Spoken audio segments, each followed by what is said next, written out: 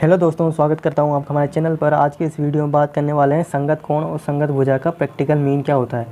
ठीक है, इससे हम क्या समझते हैं कि संगत कोण क्या होता है, संगत भुजा क्या होती है। तो आज इस वीडियो में ये नहीं बताने वाला हूँ कि जब दो समांतर रेखा एक तिर्यक रेखा द्वारा प्रतिच्छेद होती है तो उनसे दो ऐसे कोण बनते हैं, दो इस तरीके के कोण बनते हैं, वो वाले संगत कोण होते हैं। इस तरीके से मैं नहीं बताने वाला हूँ। आज हम बात कर रहे हैं प्रैक्टिकल मीन की, कि अगर हम इसका प्रैक्टिकल तरीके से समझना चाहें कि असल में इसका मतलब क्या होता है संगत कोण और संगत भुजा का, वो जानने वाले हैं इस वीडियो में। ठीक है, तो वीडियो को एंड तक देखना है बिल्कुल फोकस के साथ। आपने बहुत सारे चैप्टर पढ़े होंगे कक्षा 9वीं के, ठीक है, कक्षा 10वीं के, तो उसमें आपने देखे होंगे जो आपके सर्वांग समता में टॉपिक आता है, उसमें बहुत सारे हर क्वेश्चन में लगभग संगत कोण और संगत भुजा की बात होती है। लेकिन आपने कभी एक बात फोकस करिए कि संगत कोण का मतलब क्या होता है। देखो टीचर क्या बताता है, टीचर ऐसे बताता है, उसमें दो ट्रायंगल लेता है, वो दो ट्रायंगल, एक ट्रायंगल ये रहा, एक ट्रायंगल ये रहा, ठीक है, ए बी सी, और यहाँ से ये पी क्यू आर।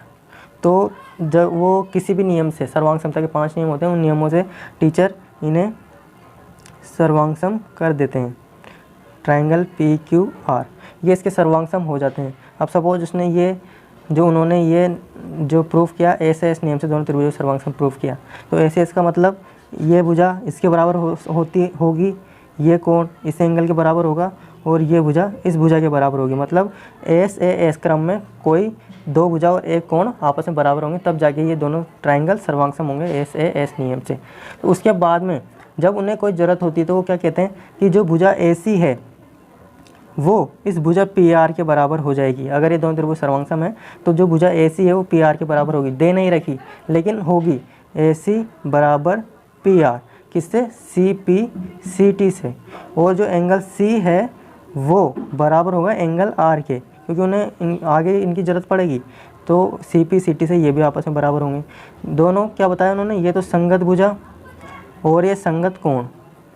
अब उनको ये कैसे पता चला कि इस भुजा के संगत ये वाली भुजा और इस भुजा के संगत ये संगत कोण के संगत ये वाला संगत कोण है।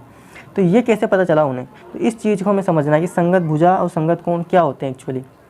तो इसको समझने के लिए क्या करेंगे कि संगत कोण का पता कैसे करें कि दो त्रिभुज सर्वांग सम हो गए ये और ये, तो इस कोण के संगत कोण कौन सा होगा इस त्रिभुज में, ये वाला होगा या ये वाला होगा। टीचर ने तो बता दिया कि इसके संगत कोण ये वाला होगा, लेकिन ये भी तो हो सकता है, इसके संगत ये भी तो हो सकता है। कैसे पता चलेगा, तो इसको पहचानने के लिए बिल्कुल सिंपल ट्रिक क्या है, बिल्कुल सिंपल ट्रिक संगत कोण और संगत भुजा को पहचानने की।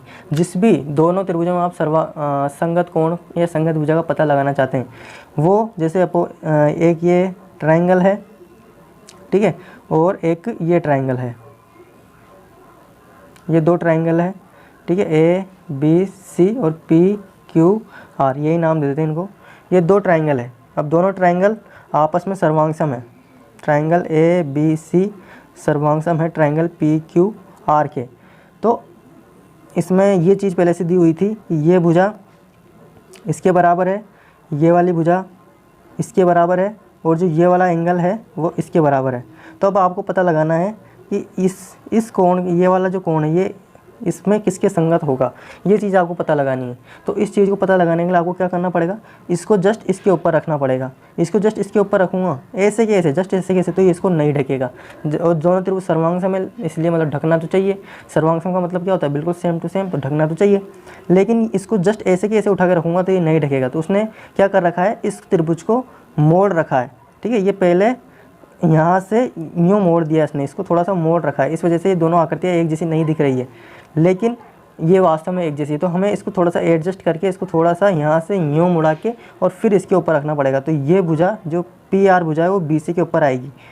जैसे ही इसको इसके ऊपर रखता हूँ, इसको एडजस्ट करके दोनों को सेम कर दिया, तो जो कोण इसका जो कोण इस पर जिस कोण पर आता है वो दोनों आपस में संगत है। तो इसको उठा के मैंने इसके ऊपर रखा तो ये कोण इसके ऊपर आता है। भुजा PR इस भुजा BC के ऊपर आती है, मतलब इस PR की जो इस भुजा PR की संगत भुजा ये वाली है। लेकिन यहाँ से दिखने में क्या पता चल रहा है कि इसके संगत ये है। इस तरीके से स्टूडेंट भ्रम में रहते हैं कि इस यहाँ पे दो ट्रायंगल सर्वांग सम है तो ये इसके संगत होगा, ये इसके संगत होगी, ये भुजा इसके संगत होगी, ये भुजा इसके संगत होगी। लेकिन ऐसा नहीं है। इसको मुड़ा के हमने इसको ढका ढकने पर ही सही चीज़ का पता चलता है, ढकने पर ही हमें सही संगत कोणों का पता चलता है। जैसे मैंने इसको उसके ऊपर ऐसे कैसे उठा के रखता हूँ नहीं ढकता है, लेकिन इसको जब मुड़ा के रखता हूँ तब ढकता है, तब हमें सही संगत कोण और संगत भुजा का मालूम पड़ता है। जैसे मैंने इसको मुड़ा के रखा तो ये पी आर भुजा बी सी पे आई ना, तब जाके ये इसको ढकता है, मतलब पी आर भुजा इस बी सी के संगत है तो ये कोण इसके ऊपर आएगा, तो यहाँ पे जो एंगल पी है वो एंगल बी के संगत है और जो एंगल आर है वो एंगल सी के संगत है। इस तरीके से हम पता लगाते हैं असली संगत कोण, जो रियल मतलब जो बिल्कुल सही संगत कोण होते हैं और संगत भुजा होती है उनका। तो सबसे सिंपल ट्रिक यही है इसमें पहचानने की संगत कोण और संगत भुजा की, दो सर्वांग त्रिभुजों को एक दूसरे के ऊपर रख दो और इस तरीके से एडजस्ट करो कि वो दोनों एक दूसरे को ढक ले, तो जो कोण एक दूसरे के ऊपर आ रहे हैं वो आपस में संगत कोण कहलाएंगे, जो भुजा एक दूसरे के ऊपर आ रही है वो संगत भुजा कहलाएगी। तो इस तरीके से पता लगाते हैं। तो ये दो त्रिभुज यहाँ पे सर्वांग थे, लेकिन यहाँ पे ये बी सी भुजा इस क्यू आर, जैसे ही इसको इसके ऊपर रखूँगा तो क्यू आर भुजा बी सी के ऊपर आएगी, ये भुजा इसके ऊपर आएगी, पी क्यू भुजा ए बी के ऊपर आएगी और पी आर भुजा ए सी के ऊपर आएगी। तो ये पूरा इसको ढक रहा है। तो अब ये वाला एंगल इसके बराबर है इसलिए ये इसके संगत है, ये वाला एंगल इसके ऊपर आ रहा है तो ये इसके संगत है। तो यहाँ तो हमें सही दिख रहा है, लेकिन यहाँ पे हमें इस तरीके से नहीं दिख रहा है। तो जैसे हमने यहाँ को इसको मुड़ा के रखा, वैसे अगर हमें कोई सी भी आकृति देते तो हमें एक दूसरे के ऊपर रखना है, उसको ढकना है और फिर सही संगत कोण और संगत भुजा का मालूम पता करना है। तो यही तरीका है, सबसे सिंपल ट्रिक यही है। तो संगत मैं समझता हूँ कि आपको समझ में आया होगा संगत कोण और संगत भुजा का प्रैक्टिकल मीन, कि संगत कोण क्या होता है, संगत भुजा क्या होती है। ठीक है, तो ये देखने में मालूम नहीं पड़ता है। अगर वो आकृति कैसे बना सकता है, इसको ऐसे बना दिया और इसको उसने इस तरीके से बना दिया, तो ये तो अलग अलग है। तो अब इनमें संगत कोण कैसे मालूम पड़ेगा, तो इस तरीके से मालूम नहीं पड़ता है। हमें एक दूसरे को जो सर्वांग आकृति है उनको एक के ऊपर एक रखना पड़ता है और फिर संगत कोण और संगत भुजा का मालूम पड़ता है। तो यही ट्रिक थी। आई होप समझ में आया होगा आपको संगत कोण संगत भुजा का मतलब। Thank you.